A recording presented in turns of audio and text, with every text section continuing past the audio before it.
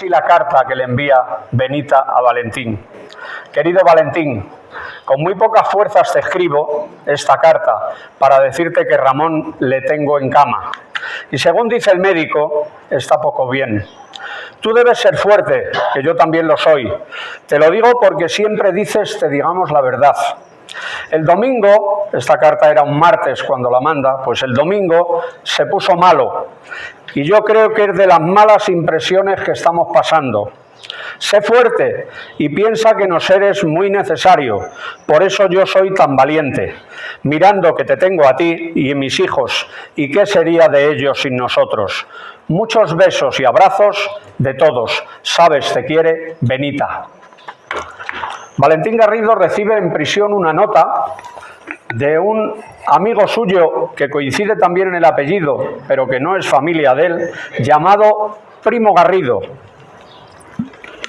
Le deja una nota el día 19, un día después de que haya recibido la carta de su esposa, y le pone con mi afectuoso saludo. Y el día 20, un día después, Valentín Garrido remite la siguiente carta a su mujer. Queridísima Benita, hijos y hermanos, cuando creí que el retraso al correo, como te decía, me encuentro con la tormenta que desde el primer día me temía.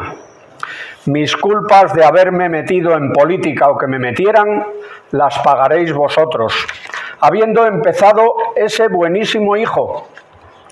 Si hay tiempo, darle muchos besos y perdonarme todos. Por ti y por los que quedéis tendré valor. Pobrecitos hijos míos, y tú que durante tantos años me has querido, perdóname y ten valor. Yo lo tendré por ti y por nuestros hijos. Pobrecito Ramón y todos. Es tonto decir que llaméis médicos, porque don Saturnino ya habrá estado y estará al cuidado. Don Primo Garrido me pasó ayer una tarjeta y esto me hace pensar todo. Ánimo si conviene, muchos besos y muchos, sabéis que os quiere vuestro y suyo de corazón, Valentín. Y abajo en el final de la carta escribe, adiós, Ramón hijo, perdón.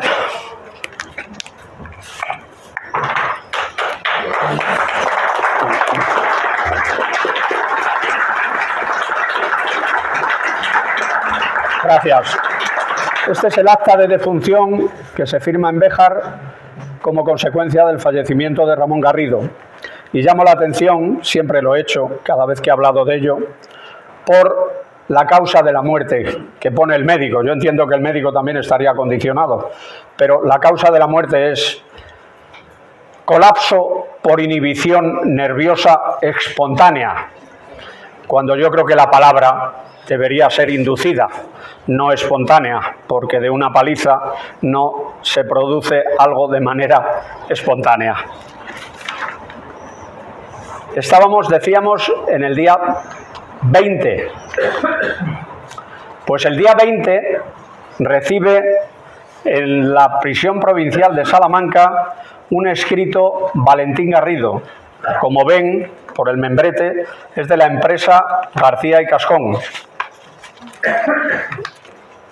El escrito viene a decirle, no lo voy a leer entero, pero viene a decirle que como consecuencia de la situación que se vive y a la vista de lo que está pasando, no dice claramente en su familia, pero lo da a entender, que le piden que por favor haga la cesión de bienes que ya le habían pedido días después de entrar en prisión. Y además le indican quién es el notario con el que debe hacer todo. El notario, que le ponen el nombre y es con el que se realiza, es José Martín López. Como dato anecdótico, no tiene nada que ver. Era el padre de Carmen Martín Gaite. Era el notario al que le piden que haga la cesión de bienes. Bueno, pues el día 21, Valentín Garrido, en el despacho del director de la prisión provincial de Salamanca, hace un poder en favor de un amigo, Parra, para que él proceda a hacer la cesión de bienes. Eso, repito, se hace el día 20. Y el día 21 su amigo, que ya tenía el poder notarial, hace toda la cesión de bienes en favor de García y Cascón. Pasando, bueno, pues obviamente el mayor de los bienes era la central hidroeléctrica del Puente Congosto, pero junto a ello estaban una vivienda en Béjar, una nave en Béjar también al lado del Puente Nuevo, varias propiedades que pasan a ser de García y Cascón como consecuencia de esa cesión de bienes. El día 30 de diciembre, Valentín Garrido escribe su última carta y dice así: mi queridísima Benita, segunda madre mía, y mis queridos hijos de mi alma y de mi corazón, Mariana, Balbi, Rufina, Eva, Agustín, hijos míos, recibo tu queridísima y consoladora carta del 28 y me reanima el que estéis bien, que es lo que deseo por ahora y para muchos años. No desmayes y sigue con fuerzas para atender a nuestros queridísimos hijos, evitando que queden solos. Yo hago cuanto puedo por cuidarme, pero cuando recibo tus palabras reflejadas en las cartas me siento de momento fuerte porque me dan vida y después siento flojedad. Así es que, Benita mía, tú sigue haciéndote fuerte, como bien dices, porque esos hijos no sufran, y sobreponte a todo, porque yo en ello confío y te lo pido. Me duele si con esto que te digo te hago sufrir, ya sabes que no es mi deseo. Cuánto siento tu dolor y el de esos nuestros hijos. Llevarle con moderación y mucha resignación, y así yo no sufriré y quedaré tranquilo. Benita mía, muchísimos besos para estos nuestros pobres y desgraciados hijos, y tú los recibes de este que siempre te quiso de corazón, sí, de corazón, y no os olvida, y os pide fuerzas, Valentín. El día 31, en la propia carta que no había mandado todavía, hace una anotación y dice: queridísima Benita, sigo bien, recibir muchos besos y abrazos del que tanto os quiere, Valentín. Pero la madrugada del 1 de enero de 1937, los 11 bejaranos que estaban presos en Salamanca, entre los que estaba Valentín Garrido, son fusilados en una de las tapias del cementerio de Salamanca. Como muchos conocen, la Asociación Salamanca Memoria y Justicia, con ayuda del Gobierno de España, creó un memorial en el cementerio, donde están recogidas en diferentes lápidas los nombres de todas las personas asesinadas durante la Guerra Civil. Y en una de ellas aparecen los 11 bejaranos que esa madrugada del 37, del 1 de enero, fueron fusilados, y que aparecen ahí de forma más detallada. Enrique Castro Pérez, 21 años, casado, un hijo. Celestino García Martín, 20 años, soltero. Valentín Garrido Muñoz, 53 años, casado, 5 hijos. Valentín Garrido Sánchez, sobrino de Valentín Garrido Muñoz, 29 años, casado, 2 hijos. Eloy González Benito, el entonces alcalde de Béjar, 61 años, casado. Antonio Gutiérrez Sánchez, 31 años, casado, 4 hijos. Adolfo Izcaray Cebriano, 20 años, soltero. José Juan Marcos, 33, soltero. Pedro Miñana Regadera, secretario del Ayuntamiento de Béjar, casado, 2 hijos. Gregorio Nieto, 58 años, casado, 5 hijos. Y Félix Vallejo García, 46 años, casado, 7 hijos. Quiero hacer una memoria, un recuerdo especial desde esta sala capitular al entonces alcalde, antes del 18 de julio, obviamente, Eloy González Benito, al entonces concejal Valentín Garrido Muñoz y al entonces secretario Pedro Miñana Regadera. Y quiero leer de un libro que escribió Miguel Miñana, titulado La represión franquista en Béjar y comarca, la referencia que él detalló de ese día 1 de enero de 1937. Lo tengo en otro sitio, lo buscamos por otro sitio.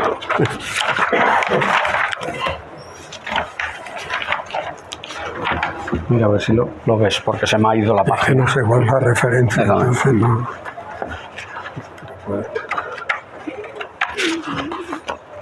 Un minuto, por favor, pido perdón, porque se ha ido la página.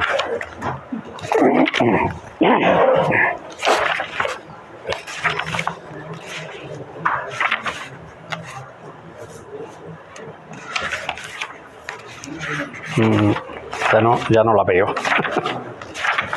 Bueno, viene a decir, como lo sé, lo cuento aunque no lo lea detalladamente, viene a decir que cuando trasladaron a los 11 bejaranos desde la prisión provincial al cementerio, a las tapias del cementerio donde fueron fusilados, se produjo en unas camionetas abiertas, detrás de las cuales había otra camioneta donde iban los presos que iban a ser fusilados, había otra camioneta donde llevaban las cajas de madera donde los iban a enterrar después de ser fusilados.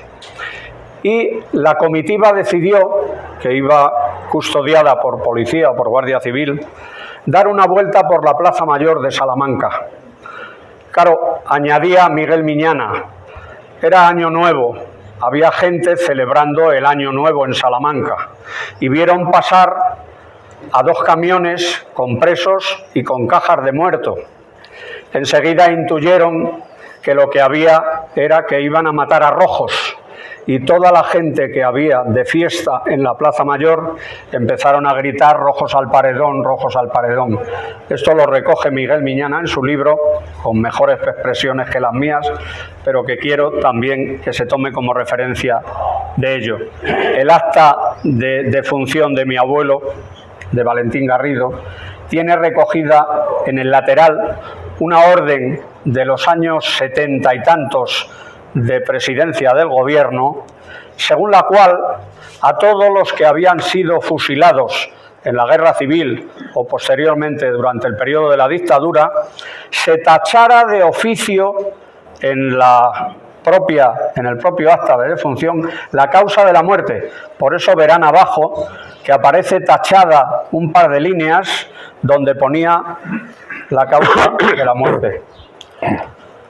Quiero hacer el recuerdo final a Valentín Garrido en el centro, a su hijo de 24 años, Ramón Garrido, por el que yo llevo su nombre, y a Valentín Garrido Sánchez, del que no he dicho nada, solamente le he mencionado, pero quiero añadir dónde trabajaba, porque sé mucha gente que aquí está que lo conoce, pero hay otra mucha que no.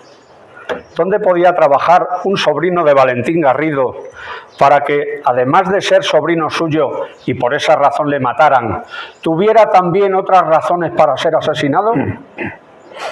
En el Banco García y Cascón. Era administrativo del Banco García y Cascón.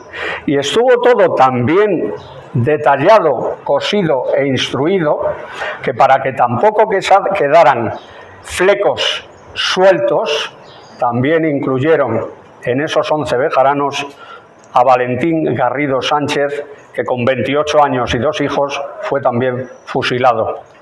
Esta es una referencia de un lugar porque paso muchas veces en moto y procuro no parar porque me trae muy malos recuerdos, pero que tomé como referencia una frase de Platón en la que dice que los muertos son los únicos que ven el final de la guerra, y analizando la frase tiene mucho sentido.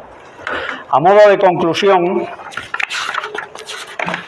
acabaremos ya diciendo que por definición se dice humanista de cualquier doctrina que afirme la excelsa dignidad humana, el carácter racional y del fin del hombre, que enfatiza su autonomía, su libertad y su capacidad de transformación de la sociedad.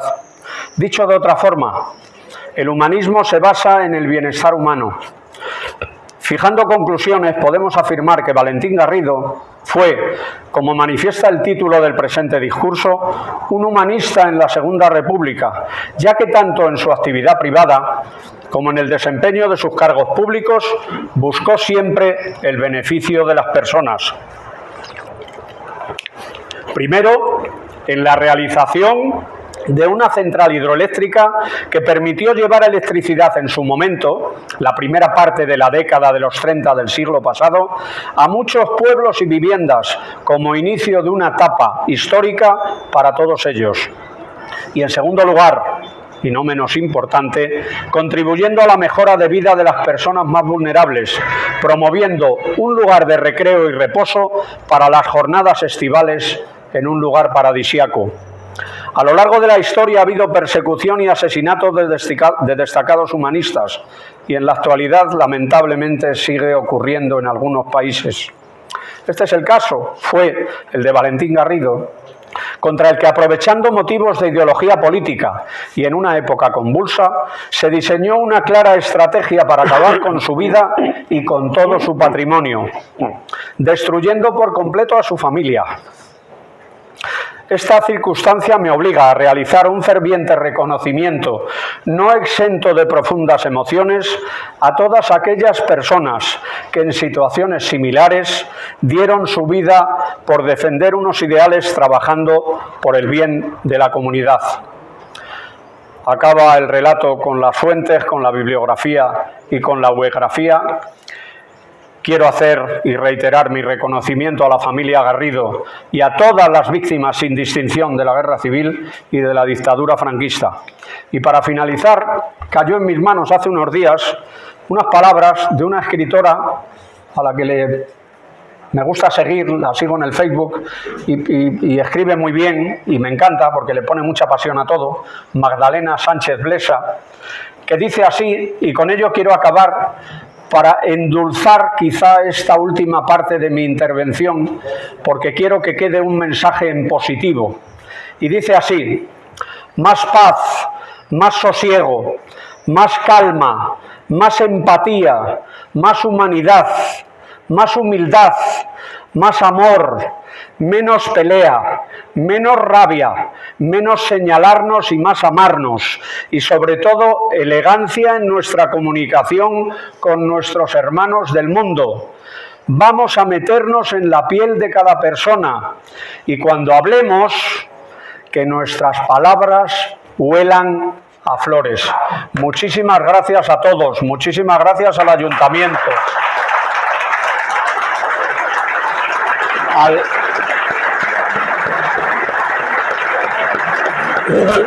al Centro de Estudios Bejaranos, a todos los amigos, a la familia Garrido, a mi familia más directa, a mi mujer, a mis hijos y a mi nieto. Y quiero, y me voy a tomar esa libertad para acabar, dar muchísimas gracias a todos mis amigos moteros del grupo de los bisagras que están aquí acompañándome. A los amigos que han venido de Gijón, que se han venido esta mañana expresamente en moto, el padre y el hijo, Andrés y Sasa, y ahora regresarán otra vez a Gijón en moto. Daros cuenta lo que une la moto. Y a Kevin, que también ha estado presidiendo y es motero como todos nosotros. Muchísimas gracias de corazón.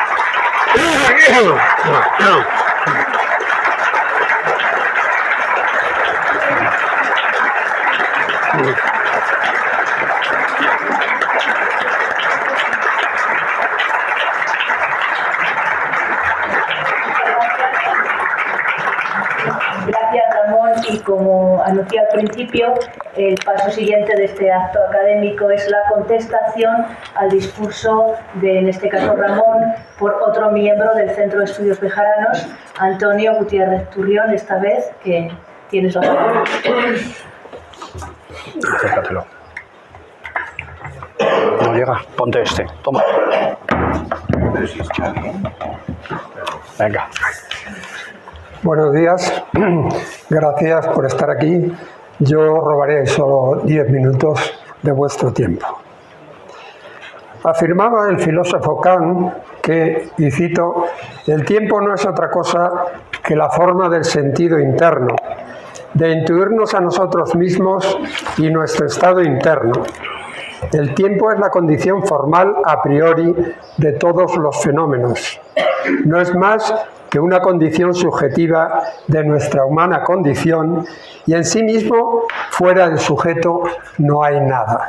Esto lo decía en uno de sus libros fundamentales, Crítica de la razón pura.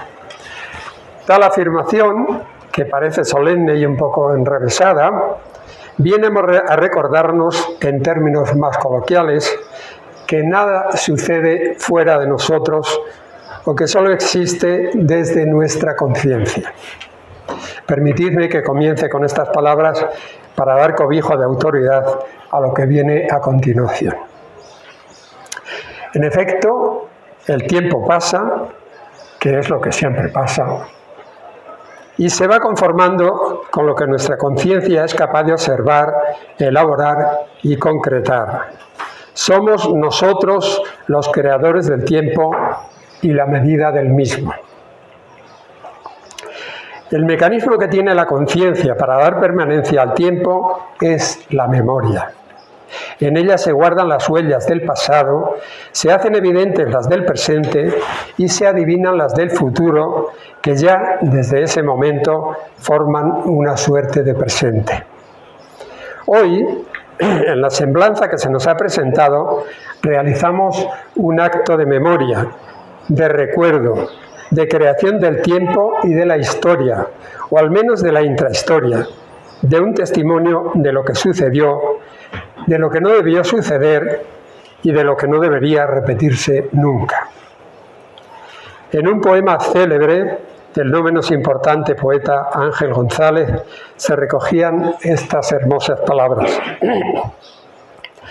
Para que yo me llame Ángel González, para que mi ser pese sobre el suelo, fue necesario un amplio espacio y un largo tiempo.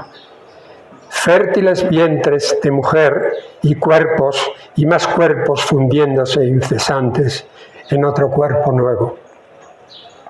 Y remataba al final del poema: yo no soy más que el resultado, el fruto y el éxito de todos los fracasos, la enloquecida fuerza del desaliento.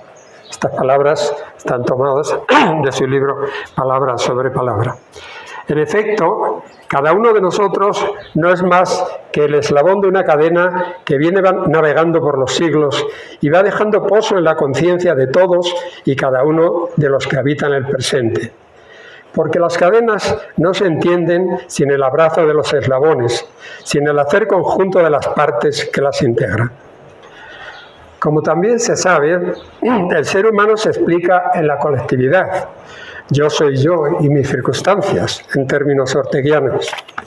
En este balanceo continuo entre el yo y el nosotros, entre los demás y el yo, se nos va la existencia y desde él damos datos para que la conciencia colectiva alargue la memoria de nosotros o nos deje en el mundo el olvido.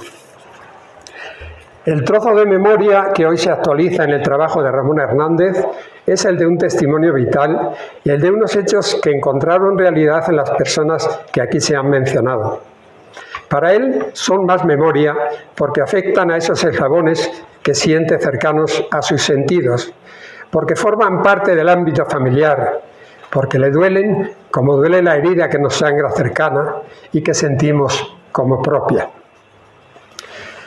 Por los indicios expuestos, habrá que concluir que hay que atender tanto a las condiciones de las personas particulares como a los ambientes en los que se desarrollaron sus actividades vitales. No parece necesario insistir demasiado en las condiciones históricas de las primeras décadas del siglo XX y aún menos en las específicas de los años 30, con nuestra guerra civil como bandera de despropósitos. Cada vez que aparece la palabra guerra a mí me crea una dificultad insalvable.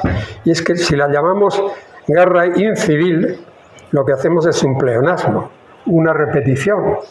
Y si la llamamos guerra civil, lo que hacemos es un oxímoron, una contradicción.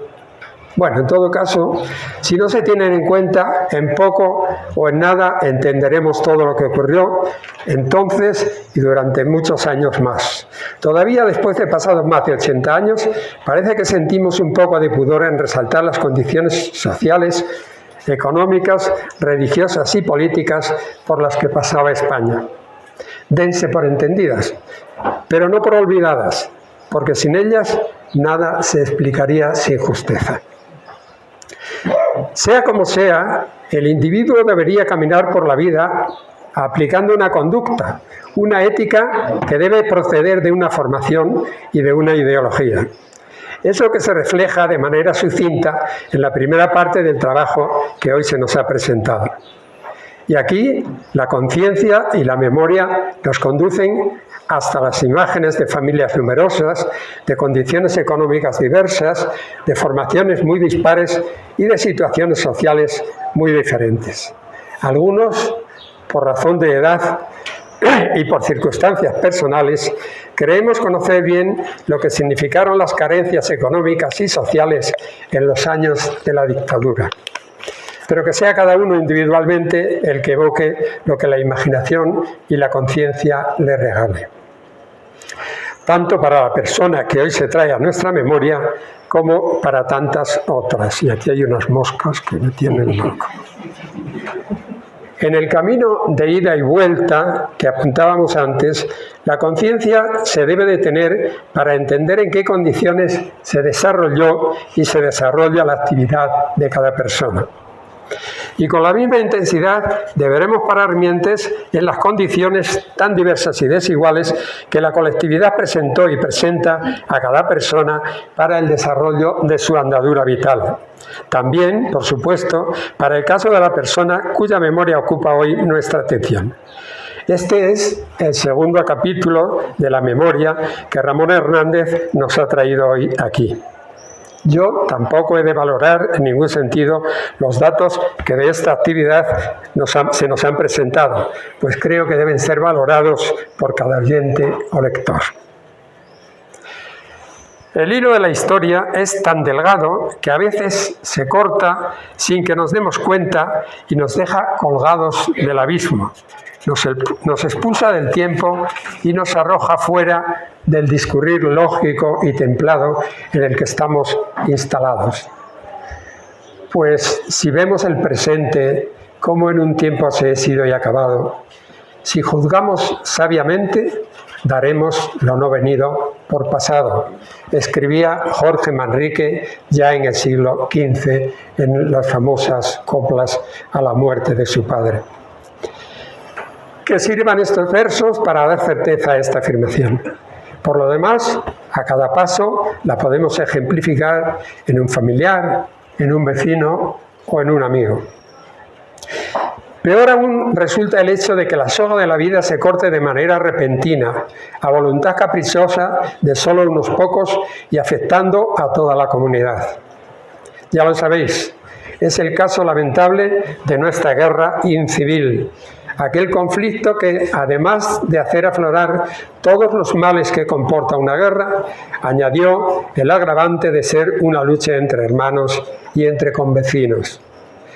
Por si las desgracias no fueran muchas, añadimos los 40 años de dictadura y dibujamos un panorama negro como pocas veces en nuestra historia. Y aquí los versos de Jaime Gil de Viedma, de todas las historias de la historia, la más triste, sin duda, es la de España, porque termina mal, como si el hombre, harto ya de luchar con su memoria, y continúan versos de su libro Moralidades. Cuando se cortan los lazos de la convivencia y se aparta del todo la posibilidad de discrepar y de tratar de convencer con la razón, se abona el campo para que crezca el odio y para que las venganzas tomen cuerpo. En el trabajo que hoy se nos ha expuesto, se ejemplifica muy bien el descontrol de las pasiones, los intereses más bastardos, los rencores más escondidos y la eliminación de cualquier mecanismo racional para el entendimiento. En este contexto, solo cuentan los intereses personales, las venganzas más elementales y los actos más ominosos. Las consecuencias inmediatas las sufren unos pocos, pero de forma indirecta las padecemos todos.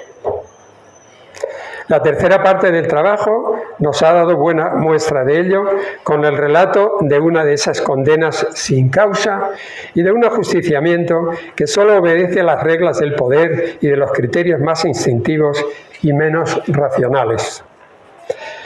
El hecho de que el ejemplo tenga como protagonista a un familiar directo de quien nos lo ha presentado no hace más que acentuar el dolor y actualizar aún más el sinsentido y la vulgaridad y brutalidad de las ideas y de los hechos, tanto para las personas más allegadas como para todos los que escuchamos lo que aconteció. Creo que no es del todo cierta aquella afirmación que señala que toda comunidad que no conoce su historia está condenada a repetirla. En realidad, la historia no se repite nunca, pues la conciencia y la memoria se encargan de actualizarla, pero a su manera. Pero ello no evita que los hechos del pasado nos sirvan de base para analizar y concluir lo que debe o no debe repetirse nunca. Las disputas, los egoísmos y las visiones absolutas eliminan las cualidades que definen al ser humano, la razón como elemento de entendimiento y la colaboración como forma de convivencia y de progreso. Tu verdad no, la verdad, y ven conmigo a buscarla. La tuya, guárdatela, escribía don Antonio Machado en uno de sus poemas. Frente a la sinrazón y a la brutalidad, el valor de la colaboración y de la compañía, del saberse al lado de tantos otros que sienten parecidos ideales y que se dan la mano. Valgan como ejemplo las palabras del poeta peruano César Vallejo en su poema Masa, para homenajear a Valentín Garrido, a él y a todos los que, como él, sufrieron tanta injusticia y pagaron con el alto precio de su vida. Escribía César Vallejo estas palabras: al fin de la batalla y muerto el combatiente, vino a él un hombre y le dijo: no mueras, te amo tanto. Pero el cadáver ahí siguió muriendo. Acudieron a él 20, 100, 1000, 500.000, clamando tanto amor y no poder nada contra la muerte. Pero el cadáver ahí siguió muriendo. Le rodearon millones de individuos con un ruego común: quédate, hermano. Pero el cadáver ahí siguió muriendo. Entonces todos los hombres de la tierra le rodearon, los vio el cadáver triste, emocionado. Incorporóse lentamente, abrazó al primer hombre, echóse a andar. Este poema está recogido en el libro España aparte de mí este cáliz. Con ese espíritu vayamos a la vida, incluso de la mano de aquellos que tanta reticencia muestran en dárnosla, y a compartir todo lo que ésta nos ofrece para que la gocemos. El sentido común y la buena voluntad deben seguir siendo guías de nuestras conciencias, de nuestros recuerdos y de nuestros homenajes.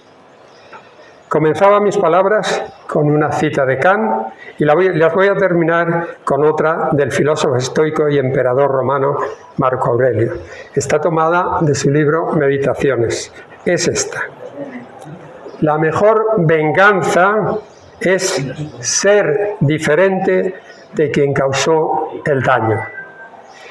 Ambas van encaminadas al envite del conocimiento y de la superación, que no al olvido. Ramón Hernández, bienvenido al Centro de Estudios Bejarano, que sea bien para ti, para el Centro de Estudios y para la comunidad a la que debe servir el Centro de Estudios Bejarano. Muchas gracias. Nada más, muchas gracias a todos.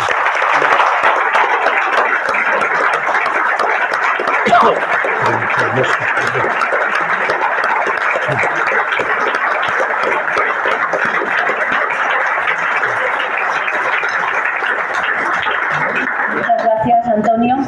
Reitero mi felicitación y le doy la bienvenida en nombre de todos los compañeros del Centro de Estudios Veteranos a Ramón como miembro numerario, y le voy a imponer nuestra insignia de plata con nuestro logo. No creo que sea capaz, pero bueno. Lo único es que traigo otra. Ya, pues... Pues ponla ahí. Y el pasto soy una manaza. Ponla ahí. Además es que la mía se da la vuelta. No te preocupes. Me sobran dedos, ¿sabes? Voy a caer con Nada, pues déjalo, no te preocupes. Ya está, no te preocupes. Gracias. Muchas gracias. Gracias, Antonio. Y bueno, nada más, con esto damos por finalizado el acto. Gracias a todos de nuevo por acompañarnos. Ahí está, muchas gracias. Bueno, ay, joder, he pasado unos cuantos momentos fatales. Gracias. Muchas gracias. Ya te damos